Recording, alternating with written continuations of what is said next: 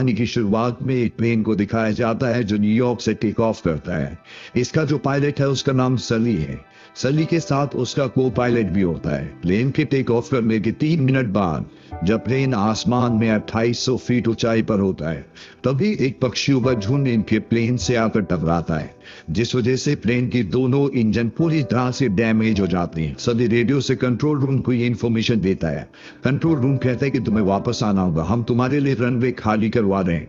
सली कहता है कि हम वापस नहीं आ सकते, हम हडसन नदी पर लैंड कर रहे हैं। कंट्रोल रूम से सली को बताया जाता है कि तुम्हारे लिए रनवे खाली करवा दिया गया है, तुम जल्दी से वापस आ जाओ। सली कहते हैं कि हम नहीं पहुंच पाएंगे, हम भी हडसन नदी पर ही लैंड करना होगा, जो कि एक बहुत बड़ी नदी है। आज से पहले किसी ने भी इस नदी पर लैंड नहीं किया। कंट्रोल रूम उन्हें ऑर्डर देना चाहता है कि तुम्हें वापस आना पड़ेगा, पर इनका संपर्क टूट जाता है और सली अपने को पायलट के साथ इतने बड़े प्लेन को एक तेज झटके के साथ हडसन नदी पर लैंड करवा देता है। अंदर सबके सब बहुत डर जाती। इसके बाद सभी इमरजेंसी दरवाजे खोले जाती और एक एक करके सबको बाहर निकाला जाता है। सब के सब पैसेंजर्स प्लेन की पंखुड़ियों के ऊपर खड़े हो जाते हैं। जल्दी यहाँ पर पानी के स्टीमर्स आ जाती जो पैसेंजर्स को यहाँ से वापस सुरक्षित ले जाएंगे। यहाँ पर हेलीकॉप्टर भी आते हैं जिसमें स्विमर्स होते हैं, वो उन लोगों को जो पानी में फंसे होते हैं उन्हें बचा लेते हैं और इस तरह से यहाँ पर सभी लोगों की जान बच जाती है। और अंत में सली और उसका को पायलट ये दोनों भी प्लेन से निकल जाते हैं। पैसेंजर्स को अब यकीन हो चुका है कि वो सब के सब पूरी तरह से सुरक्षित है। वो अपने अपने लोगों को कॉल करके इन्फॉर्म कर दें कि वो पूरी तरह से ठीक है। दरअसल इतने बड़े प्लेन क्रैश के बाद किसी को भी यकीन नहीं होता कि उनकी जान बच गई।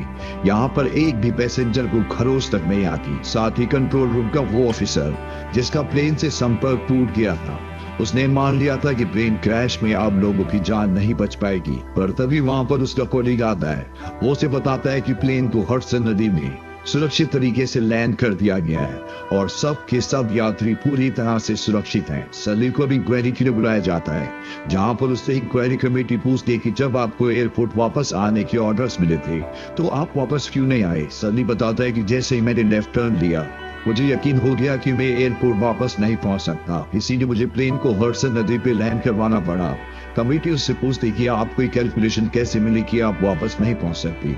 सली बताता है कि पिछले 40 सालों में मैंने हजारों बार उड़ान भरी है, मुझे अपने अनुभव से यकीन हो गया था कि मैं वापस एयरपोर्ट नहीं पहुंच सकता। कमेटी सली को बताती है कि हम इसकी कंप्यूटराइज्ड जांच करेंगे, यानी कि वो सारी सिचुएशन जो आपको फेस करनी पड़ी थी हम उसे कंप्यूटर में फीड करेंगे और एक कंप्यूटराइज्ड प्लेन चलाएंगे ताकि हम ये जान सके कि आपने सही फैसला लिया था कि नहीं, आप वापस आ सकते थे कि नहीं। सली और उसके साथी को कुछ समझ नहीं आता।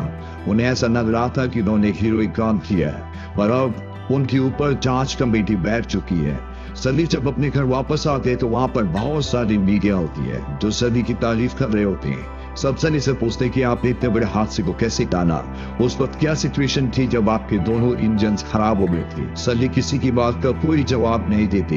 अगले दिन मीडिया में ये खबर आना शुरू हो जाती है कि सली प्लेन को वापस रनवे में यानी कि एयरपोर्ट ला सकते थे, पर उन्होंने प्लेन को हडसन नदी में लैंड करवाया, जिसकी वजह से उन्होंने सभी यात्रियों की जान को खतरे में डाला। सली हीरो है या खलनायक, ये आने वाला वक्त ही बताएगा जब कमेटी अपना फाइनल फैसला सुनाएगी। सली इन सब बातों से बहुत परेशान हो जाता है। वो अपने को पायलट से मिलने के लिए जाता है।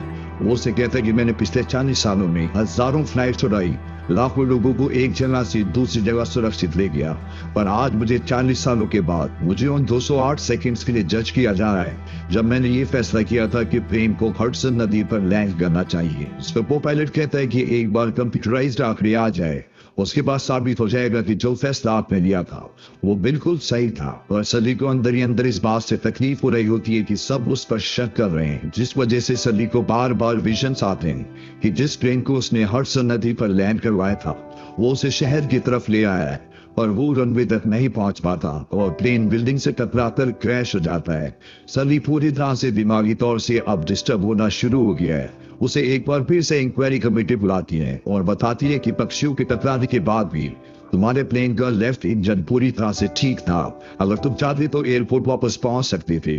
सली कहता है कि मैं उस इंजन को देखना चाहूंगा। इंक्वायरी कमेटी कहती है कि प्लेन क्रैश के बाद वो हिस्सा पूरी तरह से डैमेज हो गया, सली कहता है कि प्लेन क्रैश नहीं हुआ था, मैंने उसे हडसन नदी पर लैंड किया था। इंक्वायरी कमेटी कहते हैं कि अगर हम लेफ्ट इंजन को भूल भी जाएं, तब भी प्लेन में इतनी पावर थी कि उसे वापस रनवे यानी कि एयरपोर्ट तक लाया जा सकता था। हमने कंप्यूटराइज टेस्ट किए हैं और जितने भी हमने टेस्ट किए हैं उन सब में यही दिखाया गया है कि प्लेन को वापस लाया जा सकता था। सली कहता है कि मैं उन सभी मापदंडों को देखना चाहूंगा जो इस टेस्ट में इस्तेमाल किए गए हैं। इंक्वायरी कमेटी सली को कहती है कि इस वक्त हम आपके साथ कोई भी इंफॉर्मेशन साझा नहीं कर पाएंगे। एक बार पूरी तरह से टेस्ट कंप्लीट हो जाए, इसके बाद हम आपको सभी इंफॉर्मेशन देंगे। दरअसल सबका मानना ये होता है कि सली ने गलती की, उसे वापस एयरपोर्ट रनवे पर आ जाना चाहिए था। और अगर ये साबित हो गया कि सली ने गलती की तो उसका एक पायलट के तौर पर हमेशा के लिए करियर पूरी तरह से खत्म हो जाएगा। सली उसे बताता है कि जब तक इंक्वायरी पूरी नहीं हो जाती उसे रिटायरमेंट दे दी गई है, उसे किसी तरह की कोई पेंशन नहीं मिलेगी। इस बात से सली की पत्नी परेशान हो जाती है, पर वो अपने पति से कहती है कि मीडिया में चारों तरफ तुम हीरो हो, सब तुम्हारी तारीफ कर रहे हैं और इंक्वायरी कमेटी को ये बात माननी पड़ेगी। दरअसल कुछ टीवी शोज ऐसे होते हैं जो सली का और उसकी टीम का इंटरव्यू ले रहे होते हैं और उनके काम के लिए उनकी तारीफ कर रहे होते हैं। सली अंदर ही अंदर परेशान होते हैं क्योंकि वो इंक्वायरी कमेटी से क्लीन चिट चाहते हैं ताकि वो दोबारा से फाइट उड़ा सके। इसीलिए अपने सीनियर को कॉल करते और उनसे कहते हैं कि एक बार फिर से वो कंप्यूटराइज टेस्ट को रीअरेंज करें, यानी कि वो दोबारा से इस टेस्ट को अरेंज करना चाहते हैं जहां पर वो खुद भी साथ में बैठेंगे। उनकी इस रिक्वेस्ट को एक्सेप्ट कर लिया जाता है और अब वो सभी जूरी कमेटी मेंबर्स के सामने जाती हैं जहां पर 2 स्क्रीन्स होती हैं। इन स्क्रीन्स में उस जगह का नजारा दिखाया जाएगा जहां पर 2 कंप्यूटराइज्ड मशीन है और इन मशीन्स के अंदर पायलट्स बैठे हुए हैं जिनके सामने वही परिस्थितियां रखी जाएंगी जो सली और उसके को पायलट के सामने थी।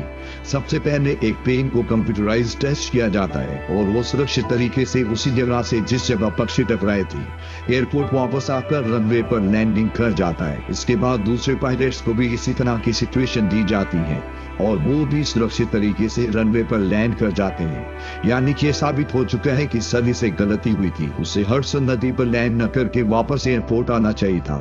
सली ये सब कुछ देखकर सोच में पड़ जाता है और जल्दी वो कहता है कि आपके जो पायलट्स हैं वो इंसानों की तरह बिहेव नहीं कर रहे। जैसे उनके प्लेन से पक्षी टकराए वो इस तरह से वापस आ गए जैसे वो दूध लेने के लिए जा रहे हो, जबकि ऐसा नहीं हुआ था। पक्षी टकराने के बाद जब हमें पता चला कि हमारे दोनों इंजन्स खराब हो गए तो हमें बहुत सारी सिचुएशंस का सामना करना पड़ा था। अगर आप मानव की गलती ढूंढना चाहते हैं तो आपको इसे पूरी तरह से मानवीय बनाना चाहिए। मैं जानना चाहता हूं कि पायलट्स ने कितनी बार अभ्यास किया था। वहां पर जो लेडी होती है वो कहती है कि 17 बार। सली का को पायलट कहता है कि वो वीडियो गेम नहीं था बल्कि कई लोगों की जिंदगी और मौत का सवाल था। अब एक बार फिर से सली के कहने के मुताबिक दोबारा से टेस्ट किया जाता है। पक्षी टकराने के बाद 35 सेकंड्स का पॉज लिया जाता है। ये वो वक्त था जब सली और उसके को पायलट को ये जानने में वक्त लगा था कि इनके दोनों इंजन खराब हो चुके हैं और अब कंप्यूटराइज टेस्टिंग में पक्षियों के टकराने के बाद 35 सेकंड्स का पॉज लिया जाता है।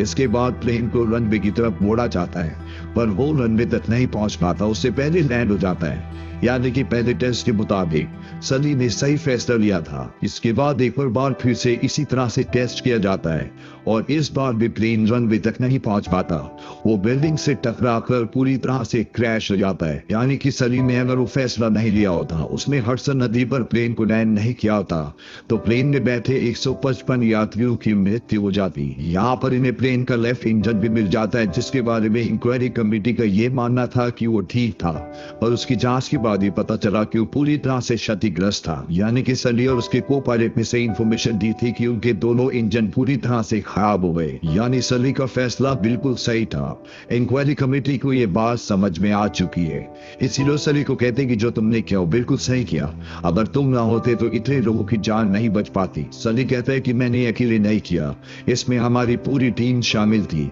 साथ ही साथ वो लोग भी जिन्होंने हमें पानी से निकाला। ये घटना 15 जनवरी सन 2009 में घटी थी जिसमें सली ने इतने लोगों की जान बचाई। कभी कभी जिंदगी में हीरोइक काम करने के बाद भी आपको कई परीक्षाओं से गुजरना पड़ता है। इंसान को कभी भी किसी भी परीक्षा से डरना नहीं चाहिए। अगर आप सच्चे हैं, साहसी हैं तो कुदरत भी आपका साथ देती है, आप किसी भी तरह के इम्तिहान को पास कर सकते हैं। ये मूवी ईयर 2016 में रिलीज हुई थी। IMDb पर इसकी रेटिंग है 7.4। इस मूवी का बजट था $60 मिलियन और बॉक्स ऑफिस पर इसने कमाई की थी $141 मिलियन की। उम्मीद करते हैं कि ये कहानी आपको पसंद